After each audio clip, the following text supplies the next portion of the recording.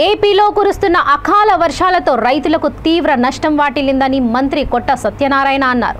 రైతుల పరిస్థితిపై ప్రభుత్వానికి నివేదిక అందజేశామని తెలిపారు. తడిసిన ధాన్యాన్ని కొనుగోలు చేసేందుకు కావాల్సిన అన్ని ఏర్పాట్లు చేస్తామని మంత్రి వెల్లడించారు. రైతులకు నష్టం లేకుండా ధాన్యం ప్రభుత్వం కొనుగోలు చేస్తుందన్నారు. ఆఫ్లైన్లో ధాన్యం కొనుగోలు చేయాలని రైతులు కోరుతున్నారని ఆయన పరిశీలించి రేపటి నుంచి కొనుగోలు ప్రారంభిస్తామని తెలిపారు. ఈ మేరకు 10 లక్షల గన్ని బ్యాగ్ పంపిణీ చేశామని తెలిపారు. ఈ టైంలో కొంతమంది దాటిపోయారు, కొంతమంది చాలా వరకు హార్వెస్టింగ్ అయింది, కానీ ఇంకా కొంత హార్వెస్ట్ అవ్వాల్సిన ఏరియా ఉంది. ఈ సమయంలో వర్షాలు కురవటం అన్నది రైతులకి కొంచెం ఇబ్బందికరమైన పరిస్థితి. ఈ పరిస్థితుల్లో ఇక్కడున్న ఇప్పుడు కండిషన్స్ అన్నీ కూడా ప్రభుత్వానికి తెలియజేసాం.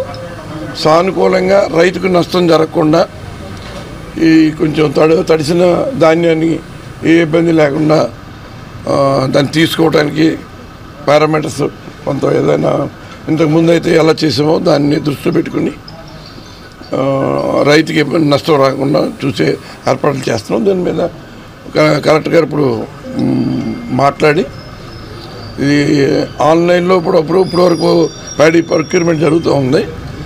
అది సడన్గా వీళ్ళకి ఆదుకోవాలంటే ఆన్లైన్లో అయితే కొంచెం ఇబ్బంది అవుతుంది, కాబట్టి ఆఫ్లైన్లో చేయమని రైతులు కోరుతున్నారు.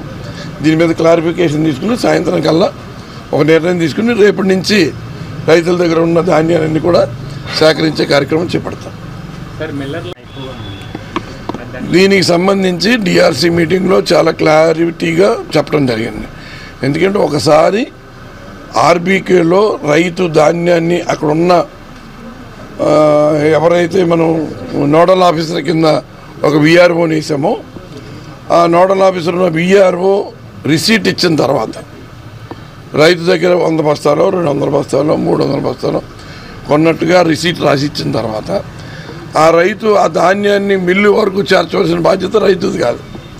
ఏదో అలవాటు ప్రకారం గతంలో వెళ్ళి మిల్లులకు తోలటం అన్నది అలవాటు అయిపోయి వాళ్ళు వెళ్ళటం మూలంగా ఆ మిల్లర్ ఏదన్నా రైతుని ఏమైనా ఒప్పుకుంటాడేమో, ఒక 20-30 రూపాయలు తగ్గించి చెప్తే రైతు ఉంటాడేమో అన్న ఆలోచనతో ఉన్నారు. కానీ ఆర్బీకేలో ఒకసారి నోడల్ ఆఫీసరు రిసీట్ ఇచ్చిన తర్వాత రైతుకి ట్రాన్స్పోర్టేషన్ తోటి కానీ లోడింగ్ అన్లోడింగ్ తోటి కానీ ఏ రకమైన సంబంధం లేదని చాలా క్లియర్గా చెప్పాం.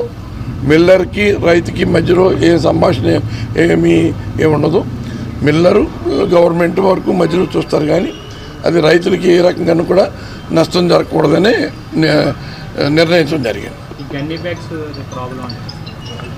బ్యాగ్ ప్రాబ్లం మనకి 10 lakhs వచ్చినాయి, 10 lakhs వచ్చినాయి, అన్ని డిస్ట్రిబ్యూషన్ అయినాయి.